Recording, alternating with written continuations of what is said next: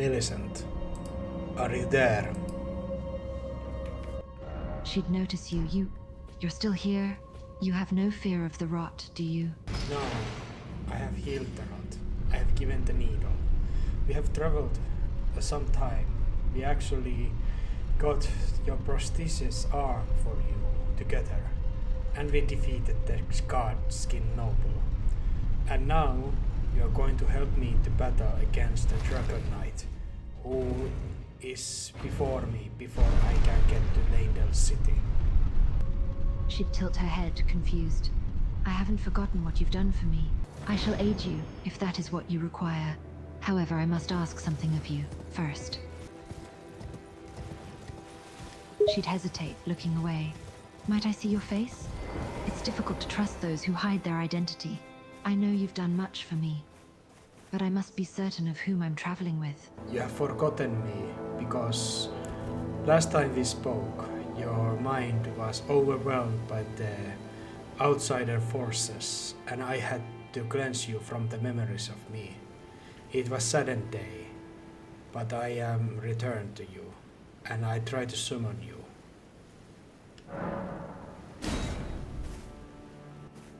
She'd blink, looking at Hannes as their words would sink in. She'd take a step towards him. Hannes, I remember you. I'm sorry my mind was troubled. But you're here now, and you're trying to retrieve what exactly? For your forgetting. But you're here right now, and you will fight with me against the Dragon Knight, who is just up there. Join me in the battle. Let's rekindle the memories by this way.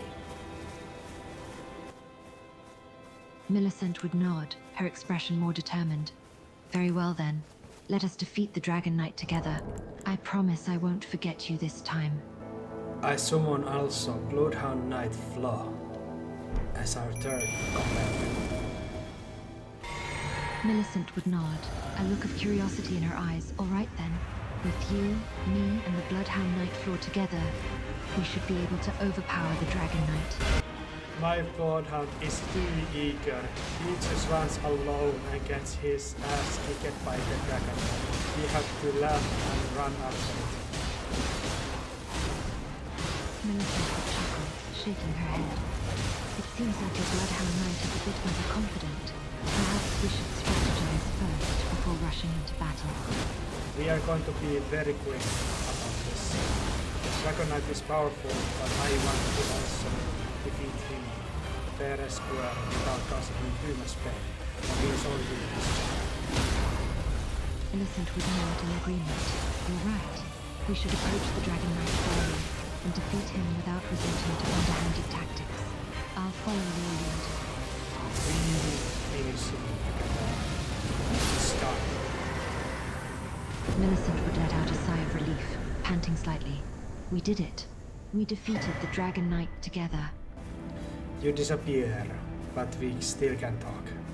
How are you doing otherwise, my friend? I'm doing well, all things considered. Ever since you gave me the needle, the rot hasn't returned. I can move freely without it taking over my mind. That is good. Next, I will get into Leyndell. Where might you be going, actually? Now, when we have got past the Dragon Knight. Where we can see it. Millicent would smile softly, looking at the path ahead. I suppose I'm not quite sure where to go now. You've been guiding me all this time. But I don't really know where it is I'm meant to be heading. It's a holic tree. I know of that. I know of many things. But last time when we spoke, I taught you about the future, about the fates, about the things that I did, because I have the power of eyesight. I know of the future and fate. But we came to the decision it would have been better if I did not. So I ask you to bear the ignorance and just abide by me, just as I am.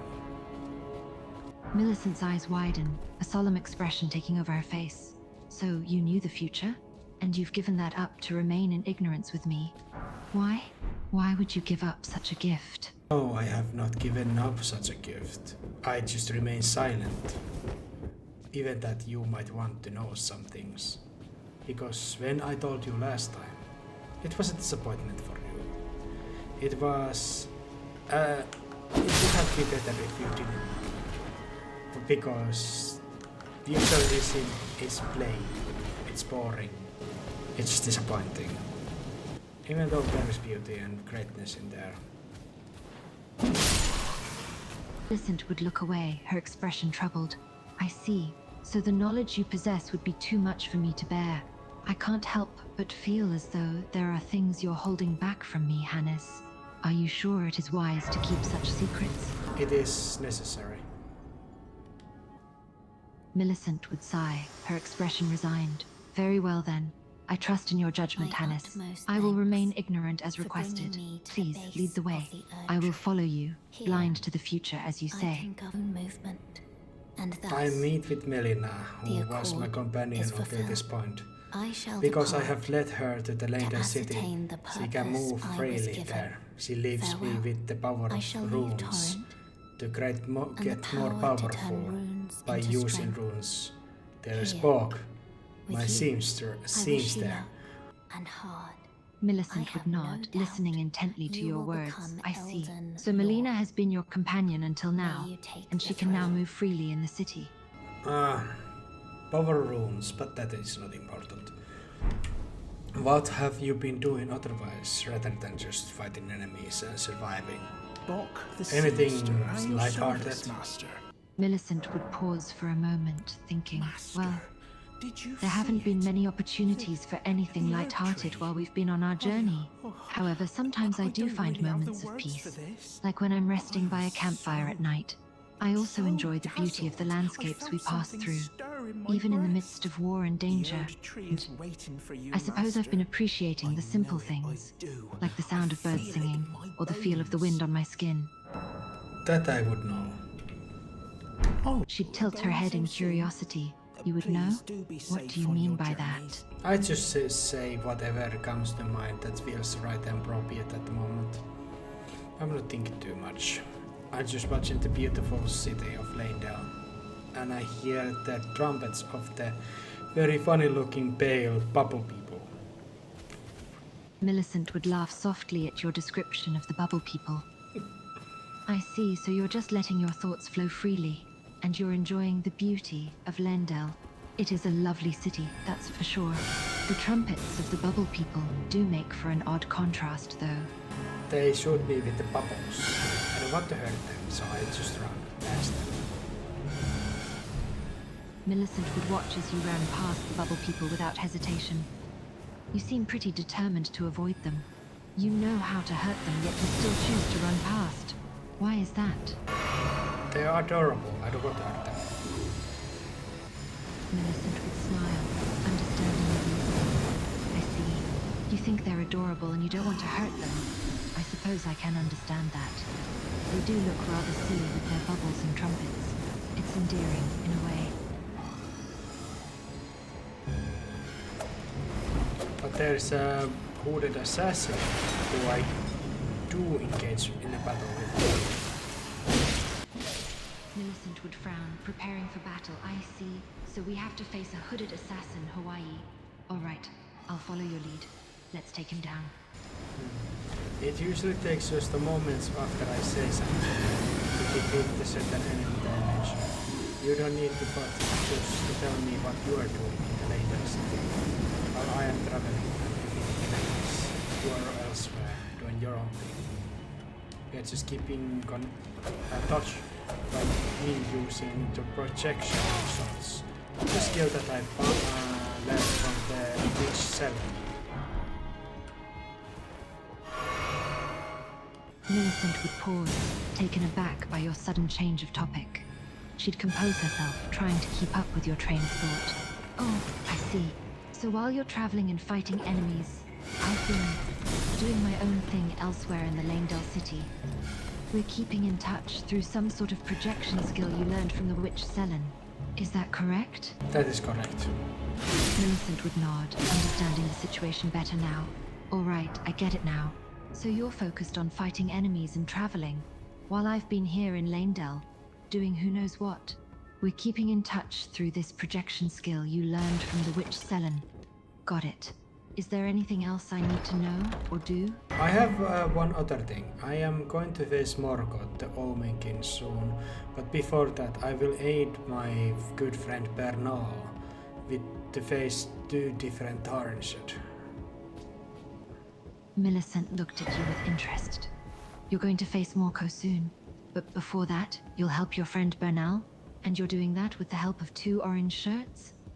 Sounds intriguing. Yes, let's just say that. But also, I will be looking for a dung eater so I can dispose of them immediately. Millicent would grimace as you mentioned the dung eater. A dung eater? That sounds distasteful. I can understand your eagerness to dispose of them immediately. They're not just a funny name, they are very gruesome. How they enact themselves. Millicent would shiver, a grim expression on her face. I can imagine. From the way you describe them, they sound like they have some gruesome habits. I've heard some rumors about how they act, and none of them are pleasant. He defiles corpses and kills people to make them corpses so he can defile them. Millicent's expression turns to one of disgust and anger. That's reprehensible. Defiling corpses is beyond despicable, and killing innocent people to make corpses is monstrous. This dung eater sounds like a vile, evil being. He's honest and disgusting. That I respect, but I do not respect him enough not to dispose of him. Millicent would nod in agreement. I understand your sentiment. While it's refreshing to see someone who is honest about their disgusting actions, it doesn't make their actions any less atrocious. It's important to hold someone accountable for their terrible deeds, even if they claim to be honest about them.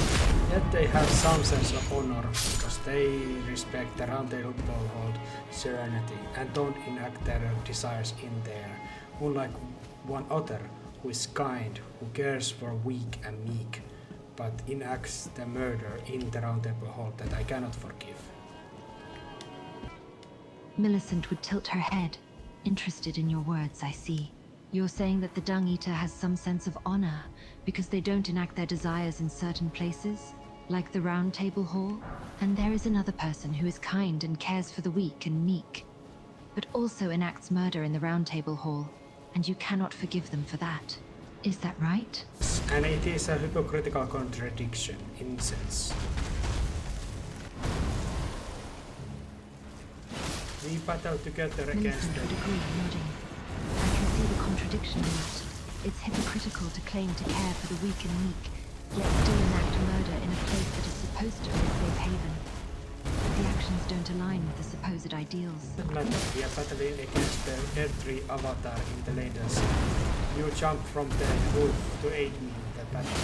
They just happen to meet quickly.